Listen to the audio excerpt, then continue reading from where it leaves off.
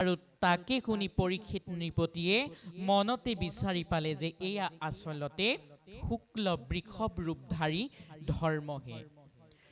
সেই শুক্ল বৃষভটোৰ সত্য পৰিচয় পোৱাৰ পাছত পৰীক্ষিত নৃপতিয়ে পুনশ্চবাৰ পৰিচয় পালে সেই ধেনু মাতৃগৰাকীৰ, অৰ্থাৎ সেই গাই গৰুজনীৰ।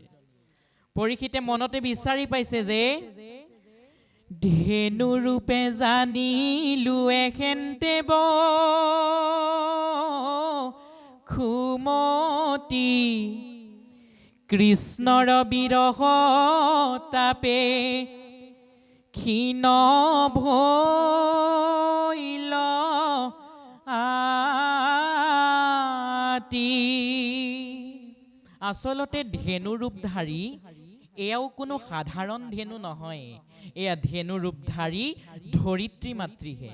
কৃষ্ণৰ বিৰহৰ তাপ সহ্য কৰিব নোৱাৰি ধৰিত্ৰী মাতৃৰ সুন্দৰ চেহেৰাটো শুকাই ক্ষীণাই গৈছে, আৰু তাকেই স্মৰণ কৰি ধৰিত্ৰী মাতৃৰ মনত বেজাৰ হৈ আছে। পৰীক্ষিত নৃপতিয়ে ধৰিত্ৰী মাতৃ আৰু ধৰ্মৰ পৰিচয় পোৱাৰ পাছতে সেই শুক্ল বৃষভটো অৰ্থাৎ ধৰ্মক সুধিছে, কি বুলি সুধিছে? হে ধৰ্ম কিনো ভৈল তোমাৰ বিষাদ, ভাঙ্গিলে কতপ শৌচ দয়া তিনি পদ। যে হে ধৰ্ম, তোমাৰ চাৰিখন ভৰি অৰ্থাৎ সত্য, শৌচ, দয়া আৰু তপ, এই চাৰিখন ভৰিৰ ভিতৰত ইতিমধ্যে তপ, শৌচ আৰু দয়া, এই তিনিখন ভৰি সেই অধৰ্মীজনে ইতিমধ্যে ভাঙিয়েই পেলালে। যদিওবা তপ, শৌচ আৰু দয়া তিনিখন ভৰি ভাঙি পেলালে, কেৱল আশ্ৰয় মাত্ৰ সত্য নাম ভৰি, সেই চাৰিখন ভৰিৰ ভিতৰত এখন ভৰিহে বাচি আছে। কোনখন ভৰি? কেৱল মাত্ৰ সত্য নামৰ ভৰিখনহে বাচি আছে। তাকো ভাঙ্গিবাক চাহে কলিদণ্ড ধৰি। আৰু সেই বাচি থকা সত্য নামৰ ভৰিখনকো সেই পৰম অধৰ্মীজনে ভাঙিবলৈ বিচাৰি ফুৰিছে। এই পদচন্দ্ৰভাগৰ যোগেদি আমাক সমস্তক পৰিচয় কৰাই দিছে সেই অধৰ্মীজনৰ বিষয়ে। সেই অধৰ্মীজন আচলতে আন কোনো নাছিলে, তেওঁ আছিলে চাৰিওটা যুগৰ ভিতৰত শ্ৰেষ্ঠ কলিযুগ। সেই অধৰ্মীজনেই আছিলে কলি, যিজনে ধৰ্মৰ চাৰিখন ভৰিৰ ভিতৰত তিনিখন ভৰি প্ৰহাৰ কৰি ভাঙি পেলালে। পৰীক্ষিত নৃপতিয়ে ধৰ্ম আৰু ধৰিত্ৰী মাতৃক সম্বোধিত কৰি কৈছে যে হে মাও ধৰণী শুনিও ধৰ্ম বাপ, নকৰা কলিক ভয় তেজিও সন্তাপ।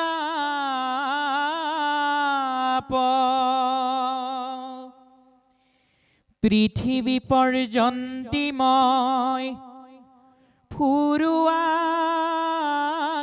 চাই, পাপী কলি আজি মোৰ হাতৰ নেৰাই। পৰীক্ষিতে ধৰ্ম আৰু ধৰিত্ৰী মাতৃক কৈছে যে হে মাও ধৰণী শুনিও ক ধৰ্ম বাপ, যে হে মোৰ মাতৃ ধৰিত্ৰী আৰু মোৰ পিতৃ ধৰ্ম, নকৰা কলিক ভয় তেজিও সন্তাপ। তোমালোকৰ ওপৰত অত্যাচাৰ কৰা সেই পৰম পাপী কলিৰ ওপৰত আৰু তোমালোকে ভয় কৰাৰ কোনো প্ৰয়োজন নাই। তোমালোকে নিজৰ মনৰ পৰা ভয় ভাৱটো পৰিত্যাগ কৰা, সন্তাপ ভাৱটো পৰিত্যাগ কৰা। এইদৰে পৰীক্ষিতে ধৰ্ম আৰু ধৰিত্ৰী মাতৃক আশ্বাস বাণী দিছে। পৰীক্ষিতে কৈছে যে পৃথিৱী পৰ্যন্তি মই ফুৰুৱাকে চাই, পাপী কলি আউৰ মোৰ হাতৰ নেৰাই। এই সহাগৰা ধৰণীখনত মই সেই পৰম পাপী কলিকেই বিচাৰি ফুৰিছিলো, আৰু সেই কলিয়েই মোৰ আজি হাতত পৰিছে। গতিকে সেই মোৰ পিতৃ ধৰ্ম আৰু মাতৃ ধৰিত্ৰী মোৰ হাতৰ পৰা কলি আজি বাচি যাব নোৱাৰে। গতিকে তোমালোকে মনৰ পৰা ভয় ভাৱটো ত্যাগ কৰি দিয়া বুলি বৈষ্ণৱ ৰজা পৰীক্ষিতে ধৰ্ম আৰু ধৰিত্ৰী মাতৃক আশ্বাস প্ৰদান কৰিছে। ধৰ্ম আৰু ধৰিত্ৰীক এইদৰে কোৱাৰ পাছতে পৰীক্ষিত নৃপতি উভতি আহিছে সেই অধৰ্মী পৰম পাপী আত্মতত্ত্ব নজনা ক্ষুদ্ৰ কলিৰ ওচৰলৈ। পদচন্দ্ৰত কৈছে যে ধৰণিক ধৰ্মক আশ্ৰাখী এহি বুলি দাবৰ আজুৰি খান্দা ধৰিলন্ত তুলি। ধৰণী আৰু ধৰ্মক আশ্ৰাস বাণী দি হাতত তৰোৱাল লৈ নৃপতি পৰীক্ষিতে সেই ক্ষুদ্ৰটোৰ ফালে খেদি গৈছে, অৰ্থাৎ কলিৰ ফালে খেদি গৈছে। আৰু কলিক গৈ কৈছেগৈ, কি বুলি কৈছে? মুহুৰৰ ৰাজ্যত আহি কৰ অপকাৰ, জানিলো পাতকী তোৰ কটকটাই ঘাৰ। যে মোৰ ৰাজ্যত আহি মোৰ ৰাজ্যৰ প্ৰজাসকলৰ ওপৰত তই যিহেতু এনেদৰে অপকাৰ কৰিছ বা অত্যাচাৰ চলাই আছ, সেই পৰম পাপী মই জানিছো তোৰ ডিঙিৰ কটকটনি বৃদ্ধি হৈছে। গতিকে মই তোক আজি শিৰচ্ছেদ কৰি মহন্তক কৰা অত্যাচাৰৰ পাপৰ পৰা মুক্ত কৰি দিম বুলি পৰীক্ষিত নৃপতিয়ে সেই অধৰ্মী কলিক কৈছে। পৰীক্ষিতে যেতিয়া এইদৰে ক'লে, পৰীক্ষিতৰ বাক্যবচন শুনাৰ মাত্ৰকে পৰম অধৰ্মী কলিয়ে কি কৰিছে? হেন শুনি কলিৰ ভয়তে ধাতু যায়, ৰাজচিহ্ন মানে সবে পেহলাইলা সহায়। সেই কথাটো শুনাৰ মাত্ৰকে পৰীক্ষিতে শিৰচ্ছেদ কৰিম বুলি কোৱাৰ মাত্ৰকে ভয়তে কলিৰ জিয় যাওঁ যাওঁ অৱস্থা হৈছে বুলি কৈছে। আৰু কলিয়ে কি কৰিছে? যত মানে ৰাজচিহ্ন আ অলংকাৰ পৰিধান কৰি আছিল, অৰ্থাৎ ৰজাৰ দৰে বস্ত্ৰভূষণ পৰিধাবিত কৰি আছিল, পৰীক্ষিতে শিৰচ্ছেদ কৰিম বুলি কোৱাৰ মাত্ৰকে নিজৰ শৰীৰৰ পৰা ৰাজচিহ্ন বিলাক সহায় পেলাইছে। আৰু কি কৰিছে? দণ্ডৱতে পৰি হাতে ধৰিয়া চৰণ, ত্ৰাহি ত্ৰাহি বুলি তান্তে পখিলা হৰণ। কলিয়ে পৰীক্ষিতৰ চৰণত পৰিছে আৰু কাকুতি কৰিছে, কি বুলি? যে হে বৈষ্ণৱ নৃপতি পৰীক্ষিত, তুমি মোক আজি প্ৰাণদান প্ৰদান কৰা। তোমাৰ ভিতৰো ভিত দাসৰো দাস বুলি গণ্য কৰি তুমি মোক আজি এই মহাপাপত যিহেতু শিৰচ্ছেদ কৰিম বুলি কৈছা, তোমাৰ ভিতৰো ভিত দাসৰো দাস বুলি ভাবি মোক আজি শিৰচ্ছেদ নকৰি প্ৰাণদান প্ৰদান কৰা বুলি পৰীক্ষিতৰ চৰণত ধৰি দুষ্ট কলিয়ে কাকতি কৰিছে। পৰীক্ষিতৰ আগত যেতিয়া কলিয়ে এনেদৰে কাকুতি কৰিছে প্ৰাণ ভিক্ষা খুজি, তেতিয়া কলিৰ কাৰুণ্য ভাৱ দেখি নৃপতি পৰীক্ষিতৰ মনত দয়া উপজিছে। আৰু পৰীক্ষিতে কি কৰিছে? এ ৰাম এতেকে কাতৰ কৰে চৰণত ধৰি, মহাত ৰাখে তৰ তৰি কাম্পে হাত ভৰি,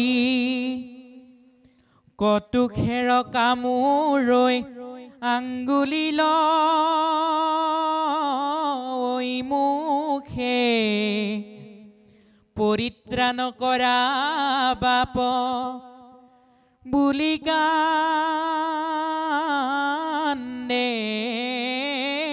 দুখে, হৰি বিমুখক ধাৱৈ ব্যাঘ্ৰ সমান, বৈষ্ণৱৰ আগে কলি মুচক প্ৰমাণ।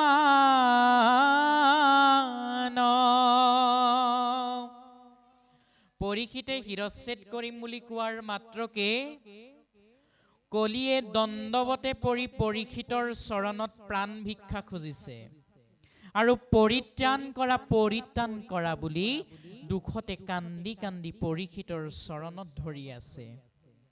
এতিয়া পৰীক্ষিতে দুষ্ট কলিক সম্বোধন ধৰি কৈছে যে হৰি বিমুখ হক ধাৱৈ ব্যাঘ্ৰৰ সমান, বৈষ্ণৱৰ আগে কলি মুচক প্ৰমাণ।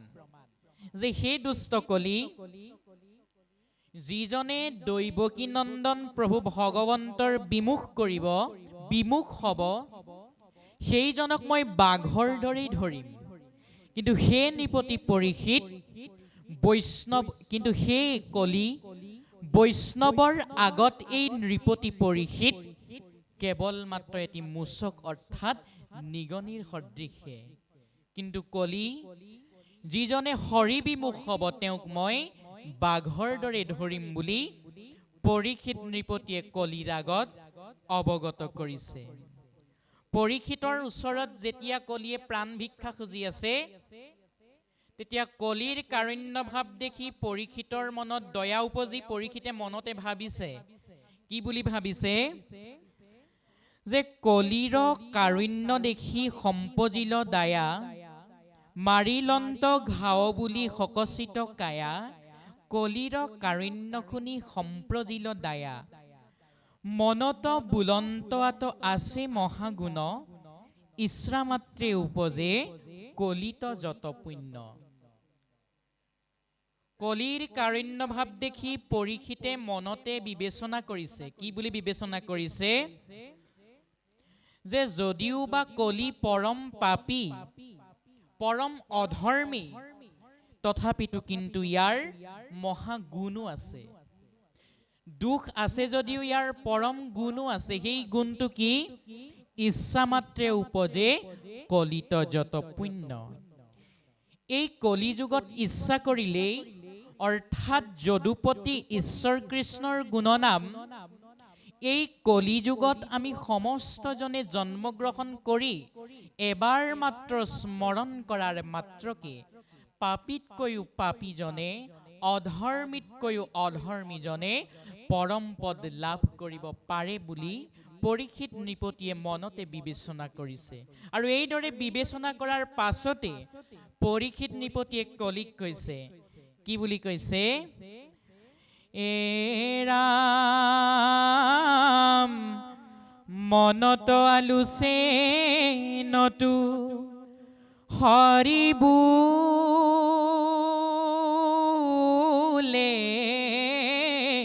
আখি, এতেকে উপজে মহাপুণ্য ৰাখি। কৰিলেখে সিজে পাপ হেন গুণ জানি, প্ৰাণে নমাৰিলন্ত কলিকম মানি। পৰীক্ষিতে মনতে আলোচনা কৰিছে যে এই কলি যদিও বা পৰম অধৰ্মী, এই কলি যুগত যিসকলে জন্মগ্ৰহণ কৰিব তেওঁলোকে মনতে কেৱল মাত্ৰ এবাৰ যদুপতিৰ নাম শ্ৰৱণ কৰাৰ মাত্ৰকেই, তেৰাৰ নাম এবাৰ লোৱাৰ মাত্ৰকেই পৰম পদ লাভ কৰিব পাৰিব। কলিৰ যুগত পাপ কৰ্ম কৰিলেহে পাপ হ'ব। কৈছে যে কৰিলেখে সিজে পাপ হেন গুণ জানি। সেই গুণটো জানি পৰীক্ষিত নৃপতিয়ে কলিক প্ৰাণে নামাৰিলে, অৰ্থাৎ প্ৰাণদান প্ৰদান কৰিলে। এতিয়া আজি আমি সমস্তজনে পৰম ভাগ্যৱান, কাৰণ আমি এই বৃশ্ৰায়নৰ যুগ অৰ্থাৎ কলিৰ যুগত জন্মগ্ৰহণ কৰিছোঁ। 84 লক্ষ বাৰ বিভিন্ন যোনিত জন্মগ্ৰহণ কৰি আহি এই কলিৰ যুগতে আমি সমস্তজনে মনুষ্য দেহ লাভ কৰিছোঁ। এই মনুষ্য দেহটো লাভ কৰি যদিহে যদুপতিৰ গুণনাম এই কলিৰ যুগতেই আমি শ্ৰৱণ কীৰ্তন নকৰোঁ, তেনেহ'লে আমাক কৈছে মহাপুৰুষে যে অৱশ্যে হৈবা ভাই তৰু তৃণশীলা। কলিৰ যুগত জন্ম লাভ কৰা আমি প্ৰত্যেকজনে সৌভাগ্যৱান। আমি এই ভাৰতবৰ্ষৰ ভূমিত জন্ম লাভ কৰি 4টা বস্তুৰ লগত সংযোগ হৈছোঁ বুলি ভাগৱত শাস্ত্ৰই আমাক জনাইছে। সেই 4টা বস্তু কি কি? নৰতনু, কলিযুগ, ভাৰতবৰ্ষ আৰু কৃষ্ণ কথা। এই 4টা বস্তুৰ লগত সংযোগ কিন্তু আমাৰ কোটি জন্মৰ মূৰতহে লাভ হয়। গতিকে তেনে ক্ষেত্ৰত আমি এই 4 বস্তুৰ লগত সংযোগ হৈছোঁ আৰু পৰম পবিত্ৰ এই মনুষ্য দেহটো পাইছোঁ। এই দেহ পায়ে যদি আমি ঈশ্বৰ কৃষ্ণক ভজনা নকৰোঁ, তেনেহ'লে এই দেহ ধৰাৰ আমাৰ কোনো সাৰ্থক নাই। এই 4 বস্তুৰ লগত সংযোগ ঘটা, সংযোগ যে কোটি জন্মৰ মূৰতহে ঘটে, তাৰ প্ৰমাণো ভাগৱত শাস্ত্ৰই আমাক দিছে। কি বুলি? ইখব সংযোগ কোটি জন্মেনি মিলয়, হেন জানি ঘুষিউক কৃষ্ণৰ বিজয়।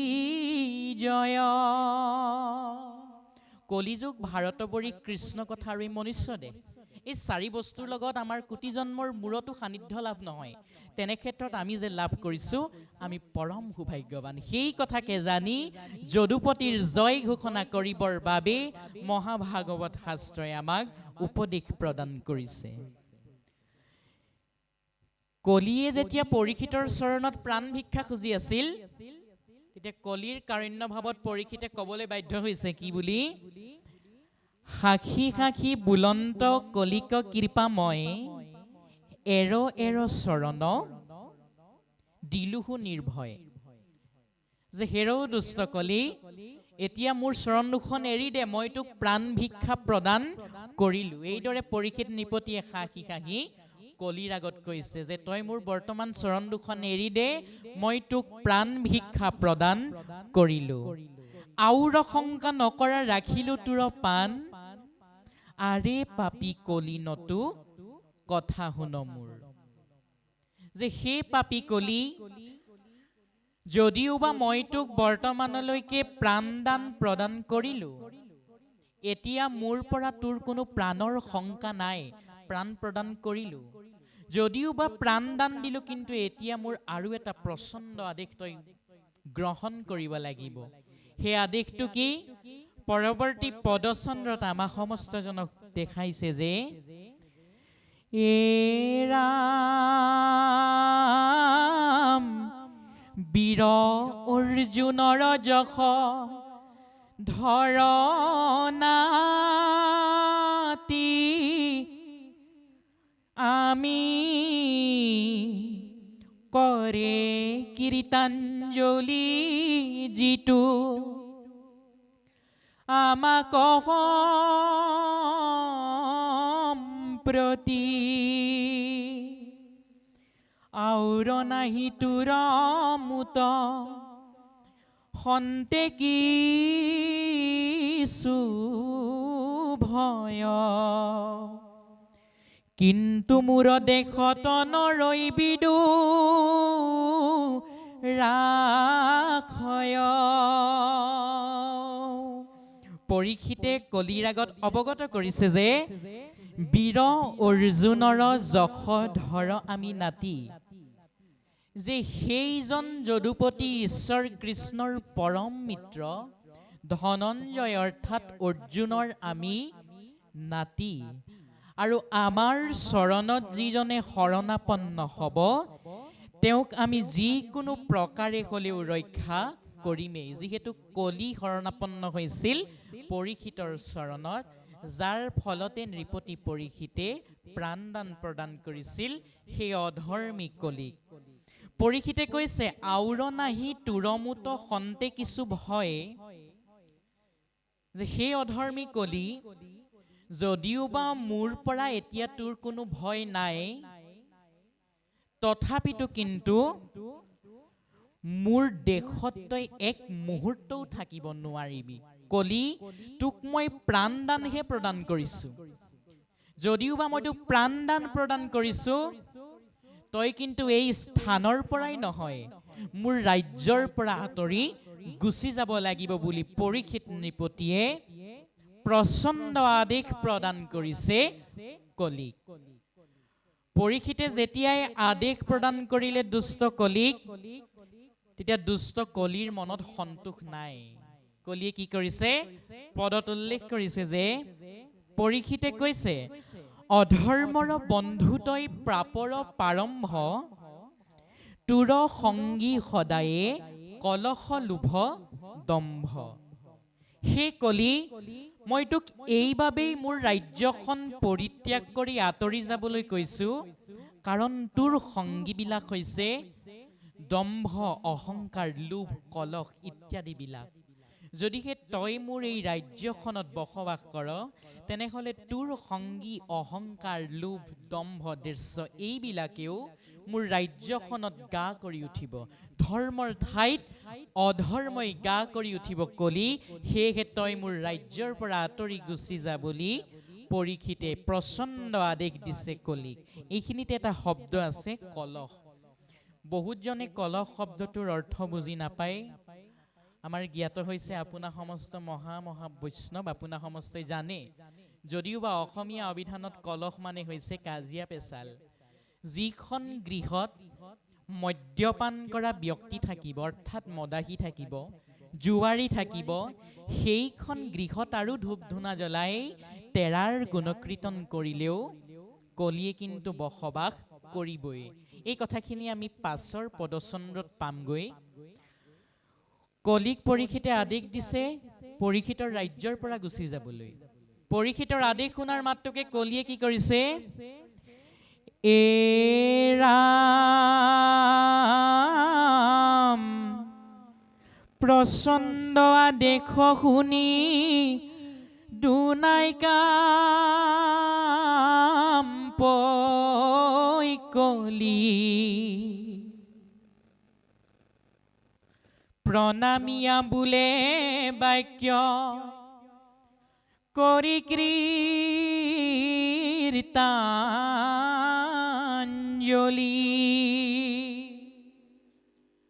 পৰীক্ষিতে যেতিয়া কলিক ৰাজ্যৰ পৰা গুচি যাবলৈ আদেশ দিলে সেই প্ৰচণ্ড আদেশ শুনাৰ মাত্ৰকে কলিৰ থৰশৰীৰ কম্পমিত হ'বলৈ ধৰিছে আৰু পুনশ্ৰবাৰ কলিয়ে প্ৰণাম জনাই পৰীক্ষিত নৃপতিক কৈছে কি বুলি কৈছে যে সহাগৰা পৃথিৱী তোমাৰ হবে ৰাজ নাই একো পুৰি মূৰ প্ৰভু তাতে বাজ যে হে বৈষ্ণৱ ৰজা পৰীক্ষিত তুমি মোক তোমাৰ ৰাজ্যখন ত্যাগ কৰি গুচি যাবলৈ কৈছা কিন্তু এই সহাগৰা ধৰণীখনচোন তোমাৰেই ৰাজত্ব যেনিয়েই যাম তোমাৰেই দেশ থাকিব যেনিয়েই যাম তোমাৰেই ব্যক্তি থাকিব লোক থাকিব তোমাৰেই প্ৰজা থাকিব হে নৃপতি পৰীক্ষিত তুমি কৈছা তোমাৰ ৰাজ্য এৰি মই গুচি যাব লাগে যদিহে গোটেই পৃথিৱীখন তোমাৰেই ৰাজত্ব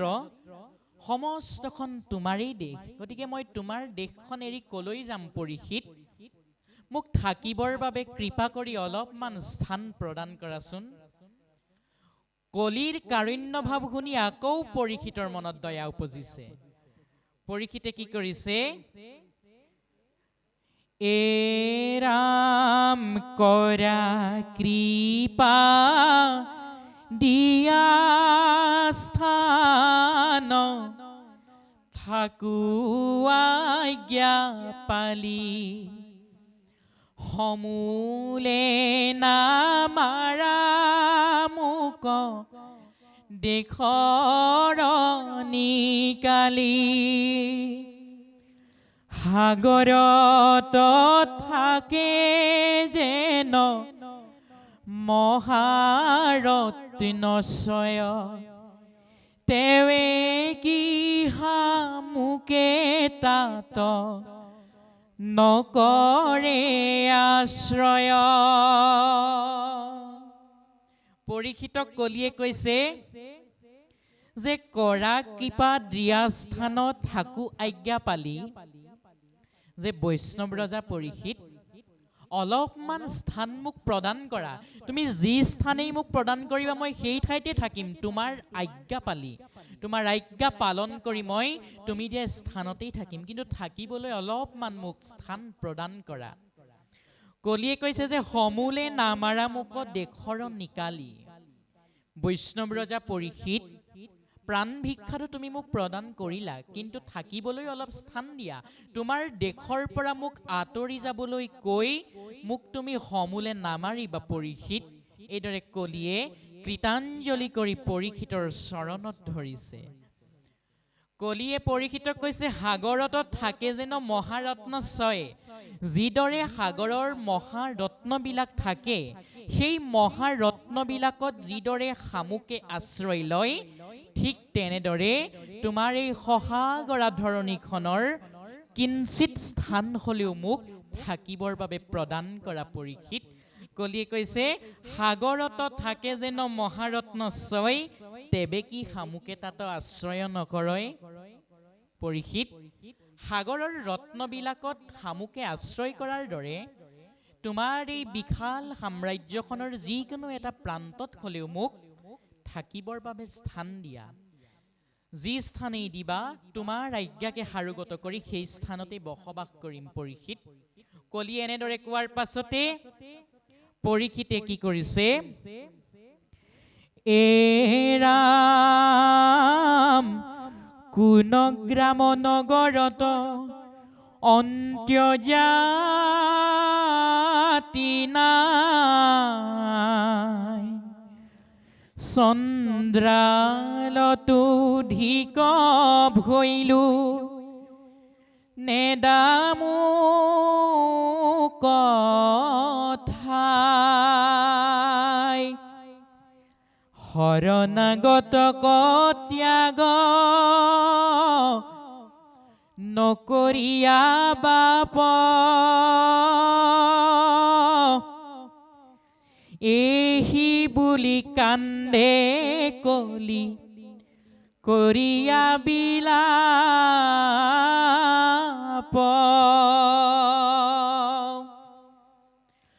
কলিয়ে কি কৰিছে, পৰীক্ষিতক কৈছে যে হে নৃপতি পৰীক্ষিত, তোমাৰ ৰাজ্যখনত কোনো এনে জাতি নাই যি জাতিয়ে তোমাৰ ৰাজ্যখনত থাকিবৰ বাবে স্থান পোৱা নাই, আনকি চণ্ডালেও তোমাৰ ৰাজ্যখনত বসবাস কৰি আছে। তেনে ক্ষেত্ৰত তুমি মোক থাকিবৰ বাবে অলপমান স্থান প্ৰদান কৰা পৰীক্ষিত। শৰণাগতক ত্যাগ নকৰিয়া বাপ, যে সেই পৰীক্ষিত মই তোমাৰ ওচৰত শৰণাপন্ন হৈছো, গতিকে শৰণাগতজনক তুমি ত্যাগ নকৰিবা, এহি বুলি কান্দে কলি কৰিয়া বিলাপ। এইদৰে পৰীক্ষিতক কৈ দুষ্ট কলিয়ে বিলাপ অৰ্থাৎ কন্দন কৰিবলৈ ধৰিছে, কৃতাঞ্জলি কৰি দণ্ডৱতে পৰি পৰীক্ষিতৰ ওচৰত। পৰীক্ষিতে তেতিয়া স্থান দিছে কলিক থাকিবৰ বাবে। কলিয়ে যিহেতু পৰীক্ষিতৰ চৰণত পৰি আছে, কলিৰ কাৰুণ্য ভাৱ দেখি পৰীক্ষিতে থাকিবলৈ স্থান প্ৰদান কৰিবলৈ বাধ্য হৈছে। পৰীক্ষিতে ক'ত ক'ত স্থান প্ৰদান কৰিছে সুন্দৰকৈ পদচন্দৰ মাধ্যমেৰে আমাক সমস্তজনক দেখুৱাই দিছে যে, এ নৃপতি বুলন্ত কলি তোক দিলো স্থান, জৈত খেলে যোৱা পাশা কৰে মদ্যপান,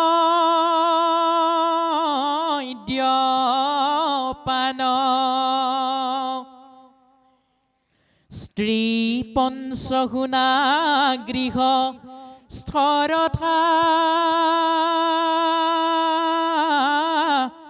কে জৈত, এহি চাৰি ঠাই দিলো বংশ তাত। কলিক থাকিবৰ বাবে বৈষ্ণৱ ৰজা পৰীক্ষিতে চাৰিডোখৰ স্থান প্ৰদান কৰিছে। কৈছে যে নৃপতি বুলন্ত কলি তোক দিলো স্থান, যে হে দুষ্ট কলি মই তোক থাকিবৰ বাবে কেইবাডোখৰ স্থান দিছো।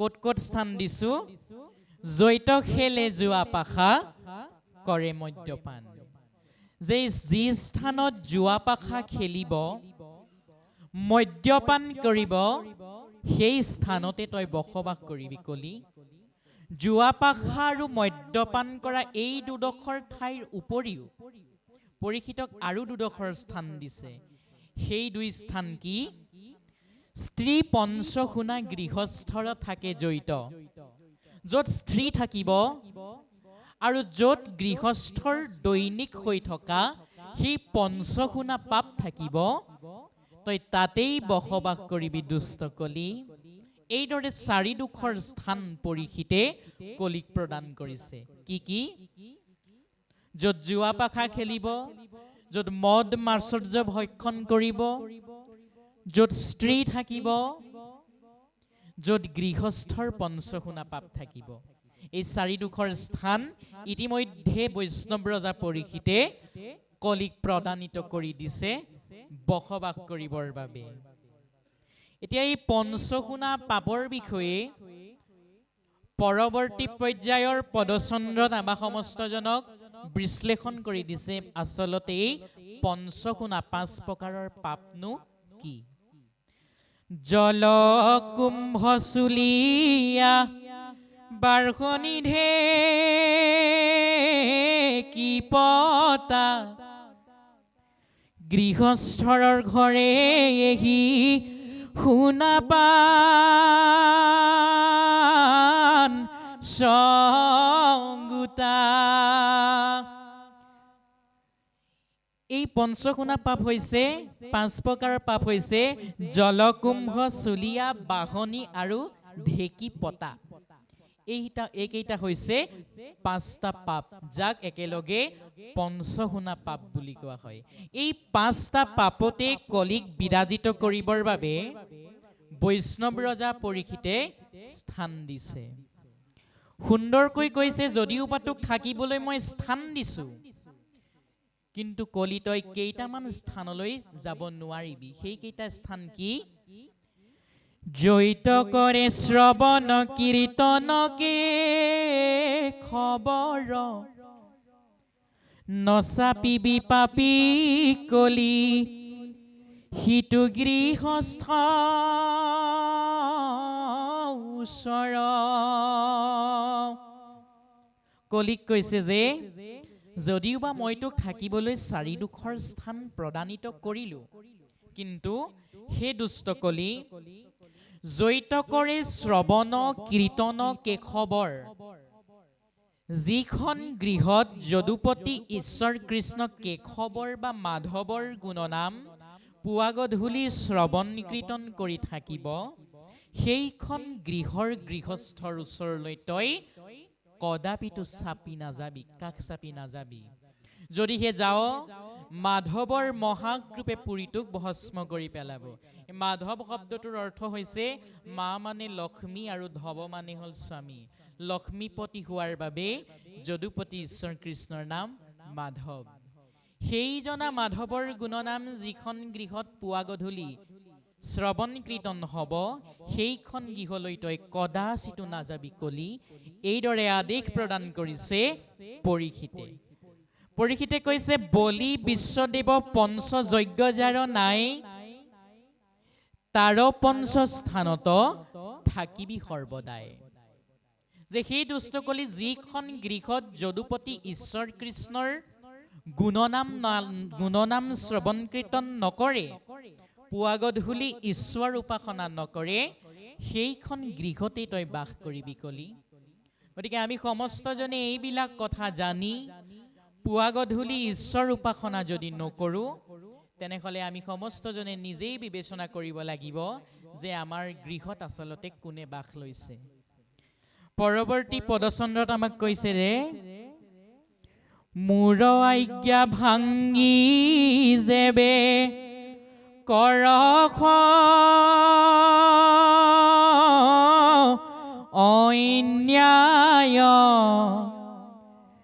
তোৰ মাথা কাটো তেবে মূৰ দুখ নাই মনতক নাই সন্তোষ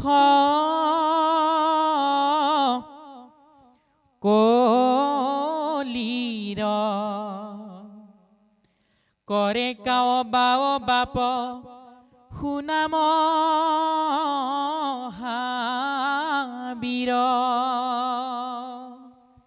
পৰীক্ষিতে কলিক কৈছে যে তোক মই থাকিবলৈ যদিও বা স্থান প্ৰদান কৰিলো, যদিহে তই কেনেবাকৈ মোৰ আজ্ঞা ভংগ কৰি পুনশ্ৰবাৰ মোৰ ৰাজ্যত অন্যায় কৰ, তেতিয়া কিন্তু মই তোৰ শিৰচ্ছেদ কৰি মাথা কাটিম, তেতিয়া কিন্তু মোৰ গাত একো দুখ নাথাকিব বুলি পৰীক্ষিতে কলিৰ আগত অৱগত কৰিছে। পৰীক্ষিতৰ এনে বচন শুনি কলিৰ মনত সন্তোষ হোৱা নাই। কলিয়ে পৰীক্ষিতক সম্বোধন কৰি কৈছে, কি বুলি কৈছে? পৰিবাৰ বিস্তৰ নোজোৰেইটো স্থান, আৰু কিছু দিওক সেনবাবৰটো প্ৰাণ। যে হে বৈষ্ণৱ ৰজা পৰীক্ষিত, আপুনি মোক থাকিবলৈ যদিও বা 4ডোখৰ স্থান দিছে, মোৰ পৰিয়ালটো আচলতে বৰ বিশাল। এই 4ডোখৰ স্থানেই মোৰ বাবে যথেষ্ট নহব, মোক থাকিবৰ বাবে আৰু অলপ স্থান প্ৰদান কৰক, যে মই প্ৰাণ প্ৰৱৰ্তাবৰ কাৰণে আৰু অলপ স্থান প্ৰদান কৰক পৰীক্ষিত। এইদৰে কলিয়ে পুনশ্ৰবাৰ পৰীক্ষিতৰ ওচৰত কাতৰেৰে আহ্বান জনাইছে। তেতিয়া পৰীক্ষিতে কি কৰিছে? ৰাম যেৱে দুখ দেখা কৰিবায়ু শাস্ত্ৰী, শুনি নৃপতিৰ কৃপা উপজিল আতি। কলিয়ে কৈছে যে পৰীক্ষিত, মই যদিহে তোমাৰ আজ্ঞা ভংগ কৰোঁ কেনেবাকৈ, তেতিয়াহ'লে তুমি মোক যি শাস্তি প্ৰদান কৰা মই মূৰ পাতি ল'ম বুলি পৰীক্ষিতক কলিয়ে কৈছে। কলিৰ এনে বচন শুনি পৰীক্ষিতৰ আকৌ মনত দয়া উপজিছে।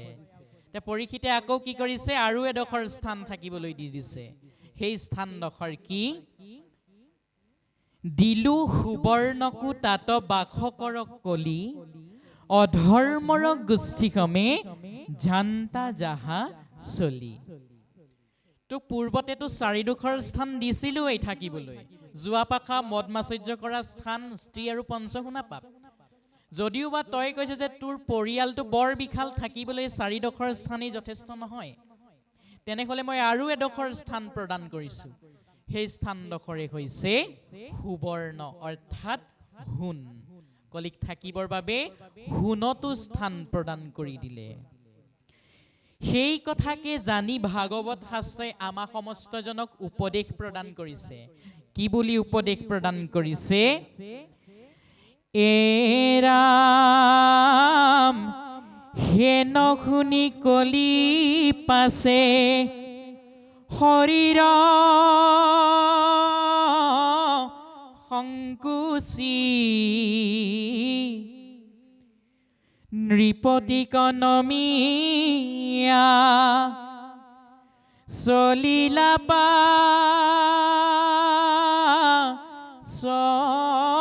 গুচি। ৰামে জৈত মধ্য স্ত্ৰী শুনা সুবৰ্ণ কপাই, নৃপতিৰ আদেশে পাঞ্চতুলৈলে ঠাই। পৰীক্ষিতে ক'বলৈ যেতিয়া পালে যে তোক মই এই 5ডোখৰ স্থান প্ৰদান কৰিছোঁ, তই বসবাস কৰগৈ। পৰীক্ষিতৰ এনে কথা শুনাৰ পাছতে পৰীক্ষিতক নমস্কাৰ জনাই প্ৰণাম জনাই কলিয়ে এই 5ডোখৰ স্থানত থাকিবলৈ গুচি গৈছে। কলিয়ে পৰীক্ষিতক নমস্কাৰ জনাই গৈছে আৰু কি কৰিছে? য'তে মদ মাচৰ্য স্ত্ৰী সোণ সুবৰ্ণ এইবিলাক পাইছে তাতেই লম্ভি গৈছে। যিহেতু থাকিবলৈ স্থান পৰীক্ষিতে দিলেই, সেইবাবে কলিয়ে য'তেই পাইছে এই 5বিধ বস্তু তাতেই থাকি গৈছে। কৈছে যে হেন জানি যিজনক উত্তম মহামতি স্ত্ৰী সুবৰ্ণত নকৰিবা আশকতি। এতিয়া আজি আমি সমস্তজনে জানিলো, আপোনাক সমস্তই পূৰ্বতো জানে, তথাপিতো আজি আমি পদচন্দৰ যোগেদি জানিলো যে কলি এই 5ডোখৰ স্থানত থাকে, য'ত গৃহস্থৰ পঞ্চগুণা পাপ, মদ মাচৰ্য, জুৱা পাশা খেলা স্থান, স্ত্ৰী আৰু সোণ, এই 5ডোখৰ স্থানত যিহেতু কলি থাকে, এই কথাটো জানি আমাৰ সমস্তজনক মহাভাগৱত শাস্ত্ৰই এইটোকে উপদেশ দিছে যে স্ত্ৰী সুবৰ্ণত নকৰিবা আশকতি। এই 5বিধ বস্তুৰ পৰা নিজৰ মনটোক, নিজৰ শৰীৰটোক দূৰ কৰি ৰাখিবলৈ মহাভাগৱত শাস্ত্ৰভাগে আমাক সমস্তজনক উপদেশ প্ৰদান কৰিছে। যদিহে আমি এই কথা আজি জানিও, এই পবিত্ৰ বৈকুণ্ঠ ভূমিত এই কথাটো আমি জানিও, যদিহে কলি থকা বস্তুকেইপদৰ প্ৰতি নিজৰ মনটোক লোভিত কৰি ৰাখো, তেনেহলে আমাক সমস্তজনক কোনেও আৰু কলিৰ কবলৰ পৰা বচাব নোৱাৰিব।